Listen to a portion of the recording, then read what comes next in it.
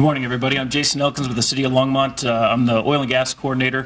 I'm here to tell you about the plug and abandon investigation that we've been doing that has since been extended to all oil and gas facilities within the City of Longmont.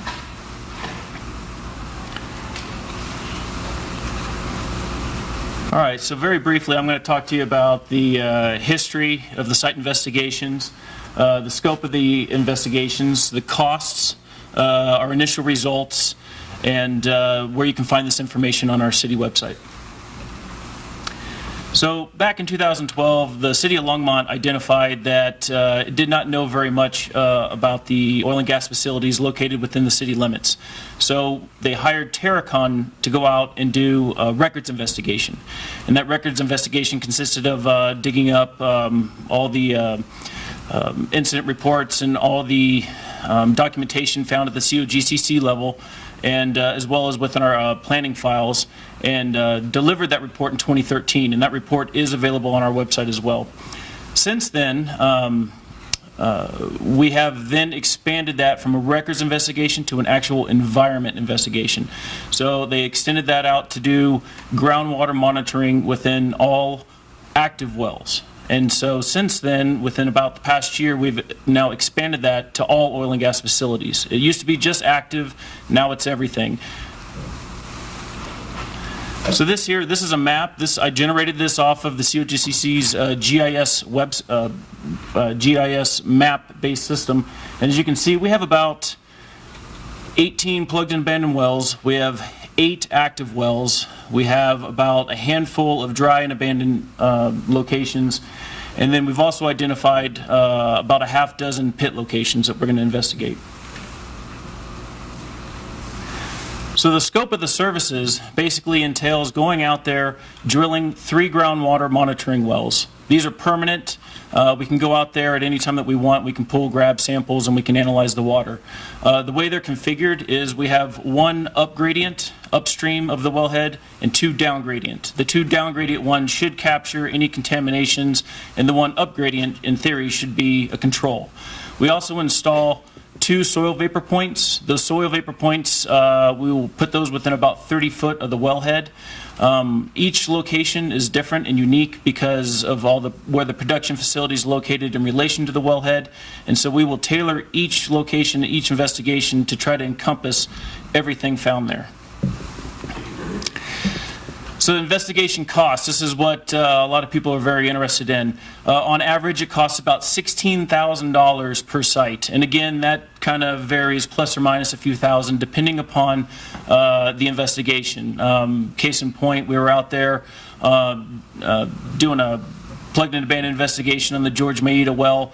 We got some low-level signs of VOCs, and that concerned us. So instead of doing 2 soil vapor points, I believe we did upwards of 5 or 6, and that was to try to capture to see if we had found the worst of it or if we had only found the beginning of it. So again, 9 active wells that we have within the city, 18 plugged and abandoned, 5 dry and abandoned, 4 tank battery locations, 3 pits. And we are expecting, when this entire investigation is said and done, upwards of around $500,000. So the contaminants that we're testing for is total petroleum hydrocarbons. That's all the hundreds of compounds that are found in crude oil. VOCs, the volatile organic compounds. That's the real nasty stuff that is carcinogenic that you don't want to be breathing. Then we look for methane to see if the wellhead's leaking, and I'll just skip to the end. So far, none of them are leaking, so we have not detected any methane levels. But we have found some constituents of BTEX and stuff. We also look for chloride, sulfates. Those are some of the constituents used in developing oil and gas wells. This here is a monitoring well diagram. This can kind of give you an idea of what we're installing. This right here is your water table. And if it's a groundwater monitoring well, we'll go about 4 to 6 feet into the groundwater table, so that way for seasonality, when there's runoff and stuff and the groundwater's high, we can capture water, and in seasons where it's a drought and the groundwater table drops, we can still capture water and pull samples.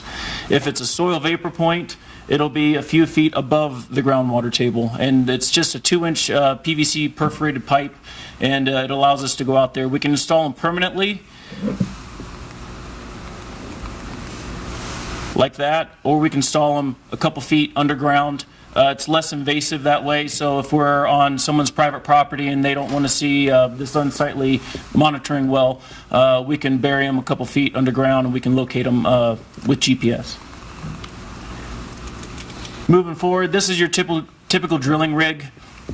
They're just able to drive right onto location and drill in areas where it's really tight and we can't get a vehicle in there. We are able to just go in and hand auger them. It takes a little bit manpower, it takes a little bit longer, but we've already done it in a handful of locations, and it works just the same.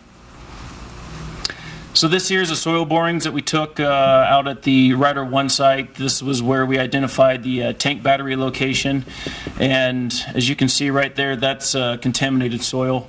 If I was to have a small soil sample of that in this room, you would smell diesel coming out of that soil. It was very, very potent.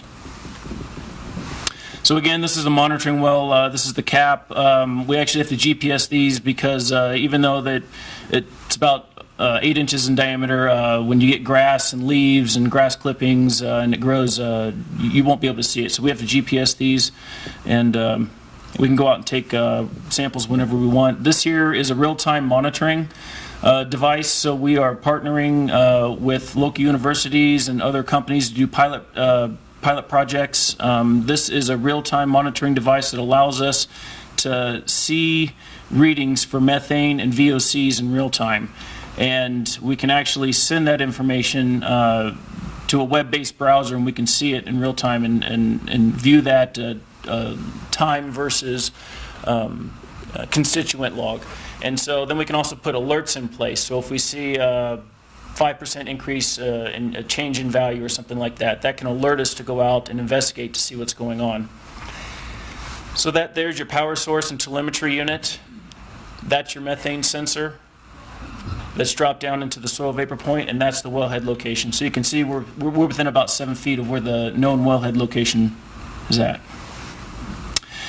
Investigation results to date. So this is the Ryder One well site. If you look right here, that is the Trail Ridge Middle School. So the Ryder One well site's about 300 feet away from the Trail Ridge Middle School. And so when we were out there conducting our well site investigation, you saw the contaminated soil. So that kind of alerted us to what was potentially out there. Another difficulty doing this investigation is you can see this line right here. This is school district property. This is city-owned property. So even though the wellhead is located on city property, the contamination plume now spans across 2 different parcels. So we partnered with the school district, and on their behalf, we went out and conducted the investigation, and in overabundance of caution, we installed 2 soil vapor points on school district property just to ensure that that middle school wasn't at risk, and it's not. So the George Mayita well, this one's located on a golf course. This right here, I think that's hole number 5 at the Ute Creek Golf Course. That wellhead is located within about 5 feet of a private property line. And this is the one where we found low-level signs of VOCs. And again, we were able to identify everything on our side of the fence. We were not able to identify everything on their side of the fence. So working with the homeowners, knocking on doors, I was able to get permission, go in there and actually conduct the investigation. And so far, it's looking like everything's going to be fine, and that nothing is at reportable limits, and everything. The worst of it's on our side, but the worst of it is not reportable. So it's actually it's not been impacted. So the Marriott number 1 well, again, it's located within about 5 feet of apartment buildings. This is school district property as well, and the initial investigation on that has come up clean. Longmont 810K, this one is out in our Sandstone Ranch open space. This one's recently been plugged and abandoned. This well was shut in due to the flood back in 2013, has not been producing. We worked with the operator to get it plugged and abandoned, and again, this one came up clean.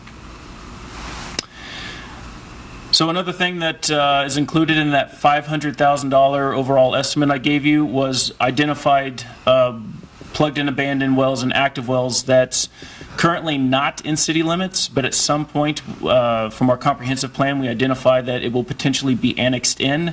These two are two wells that have been identified. So the Tabor 7 well, that's an active well. We went out there and did an initial investigation on that.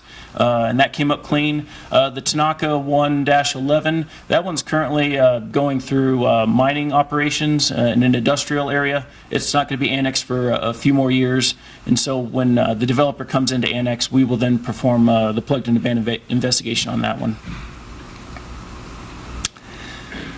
So this is the City of Longmont's website. All investigation reports, all historic record reports are on our website.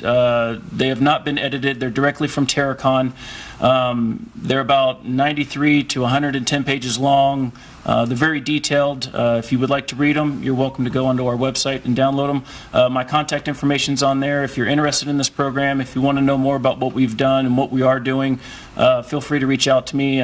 This is just the tip of the iceberg. We still got about another 40 more locations to investigate, and it's probably going to take us another 2 to 3 years. All right. Questions? All right, thank you, Jason.